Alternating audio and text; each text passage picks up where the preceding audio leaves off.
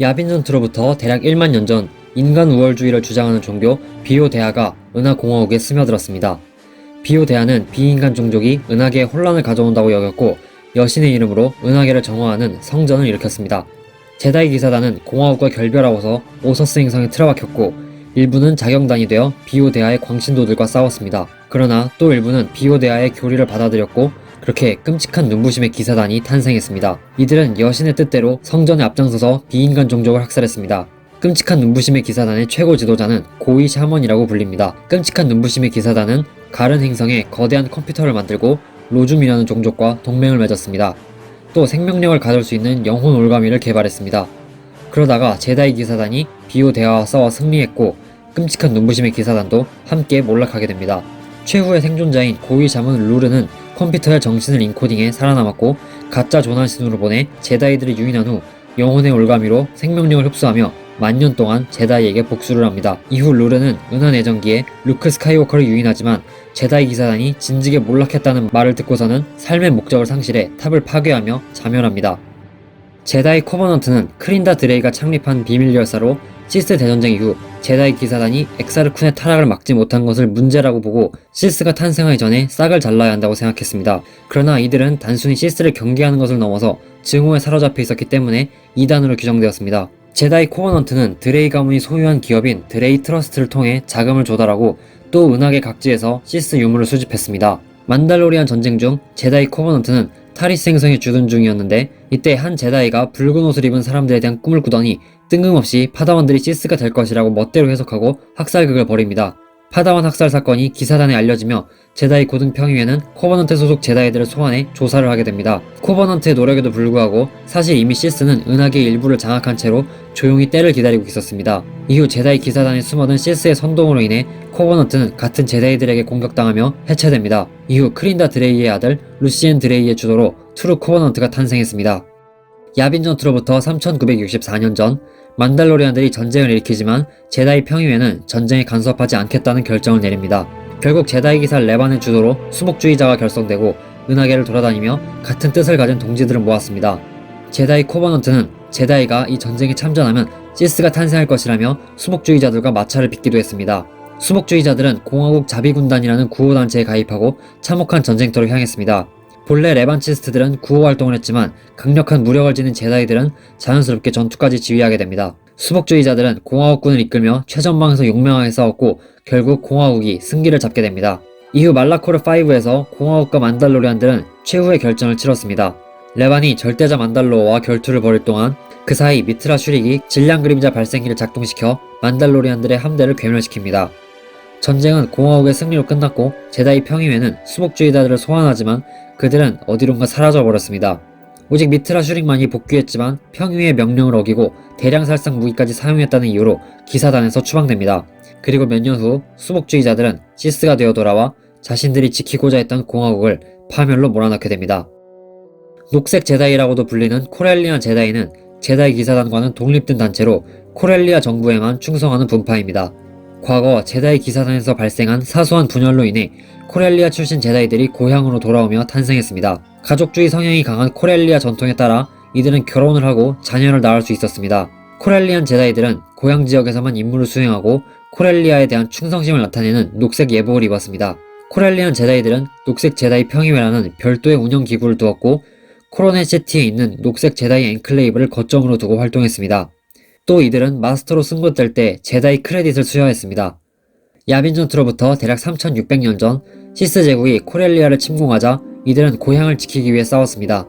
야빈 전투로부터 대략 1000년 전 신시스 전쟁 중 코렐리안 제다이들은 제다이 기사단에 합류해 시스와 싸웠습니다.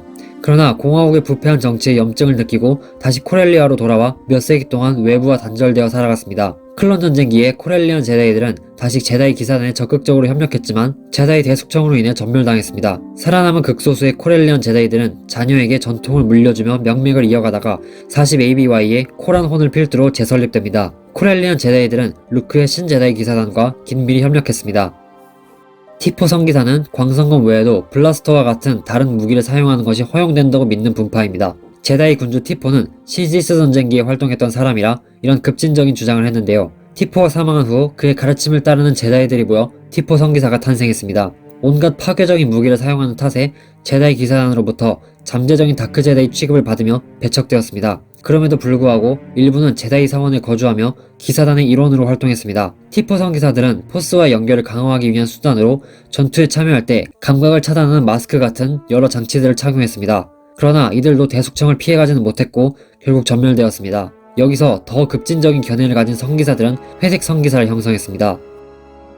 티포 성기사에서 파생된 회색 성기사는 포스를 부정하진 않으나 최소한으로 의존하는 분파입니다. 포스를 목적을 이루는 수단이 아닌 일상생활에 영향을 미치는 요소로 보았기 때문에 포스 기술을 거의 사용하지 않았고 전투에서조차도 보조적인 수단으로만 사용했습니다.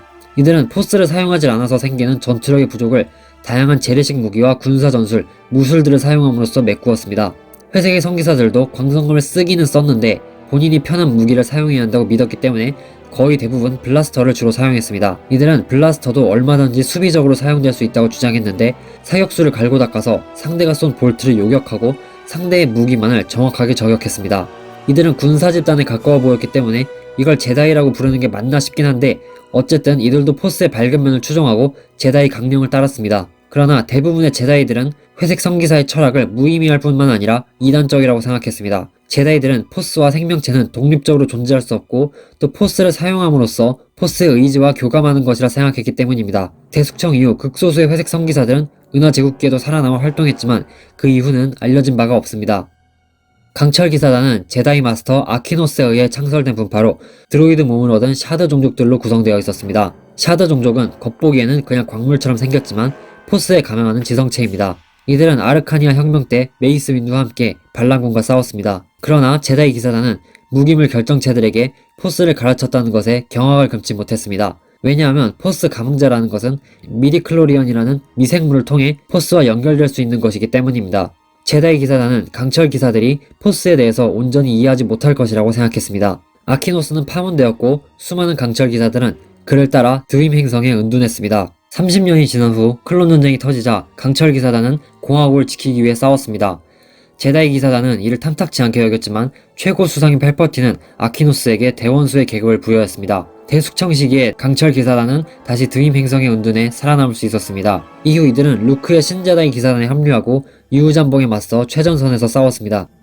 알티시안 제다이는 제다이 마스터 진 알티스가 창시한 분파로 한 명의 스승이 여러 제자를 가르칠 수 있고 가족을 형성할 수 있었습니다. 사실 알티시안 제다이는 이름과는 다르게 진짜 제다이들만 모인 집단은 아니고 포스 강왕자들이 아닌 사람도 얼마든지 들어올 수 있었습니다. 이들은 제다이 강령을 따랐고 파다완, 기사, 마스터와 같은 직함도 그대로 사용했습니다. 앞서 소개해드렸던 강철기사단의 창시자인 아키노스는 파문된 이후 알티시안 제다이에 합류했었습니다. 알타시안 제다이들은 제다이 사원을 떠나 수십 년간 떠돌아다니며 구호 활동을 했습니다. 또 베스핀에 제다이 엔클레이브를 세우고 후학을 양성했습니다. 클론 전쟁 중 할레나 데비스라는 공화국 요원이 조난 중 구출되어 알티시안 제다이에 합류하기도 했습니다. 클론 전쟁 후기에 알티시안 제다이들은 평의회에 적극적으로 협력하며 분리주의자들과 싸웠습니다. 이후 제다이 대숙청이 발생하자 지하 조직을 만들고 수많은 제다이들을 구출했습니다.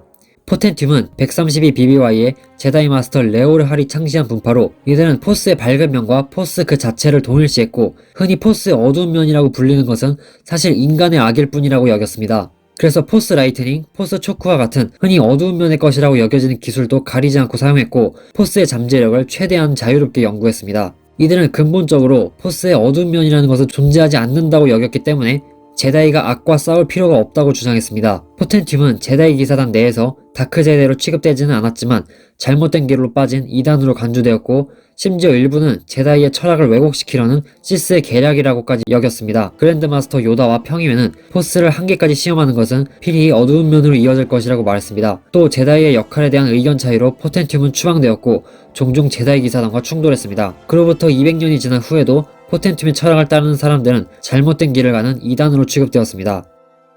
은색 제다이의 기사단은 포스의 어두운 면과 싸우고 공화국을 지키는 것에 보통의 제다이들보다 더 전념하는 분파입니다.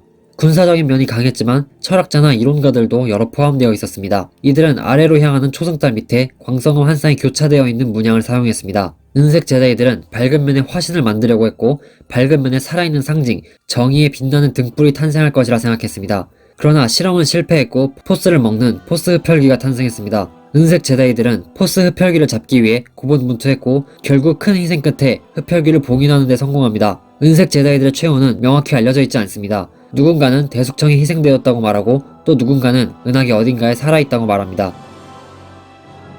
에르미 제다이는 이름처럼 에르미 행성에 주둔하는 제다이 분파입니다. 이들 중 일부는 광성검에 다면적인 보석을 넣어 칼날 주변에 나선형으로 에너지 줄기가 뻗어나왔습니다. 에르미 제다이는 파란색 마킹이 있는 독특한 흰색 드레스와 가슴과 다리에 유기체스러운 디자인으로 장식된 판갑을 입었습니다. 클론 전쟁이 일어날 무렵에도 고대 에르미 제다이의 유물을 여전히 구입할 수 있었습니다. 다기 제다이는 다기 행성에서 번성했던 제다이 기사단의 한 종파입니다. 이들은 공화국에 대한 변함없는 충성심의 표시로 줄무늬가 있는 특별한 튜닉을 착용했습니다. 다기 제다이들은 다기 행성에서 채굴된 특별한 수정으로 광성검을 만들었는데 특이하게도 그 칼날은 짙은 에너지가 감도는 흑은색 코어의 지그재그 형태였습니다. 다기와 교류가 끊어지며 클론 전쟁이 일어날 무렵 다기 제다이는 멸종된 것으로 간주되었지만 그들의 예복과 광성검 중 일부는 여전히 발견될 수 있었습니다. 오늘의 영상은 여기까지입니다. 구독과 좋아요는 영상 제작에 큰 힘이 됩니다. 그러면 여러분 모두 포스가 함께하길.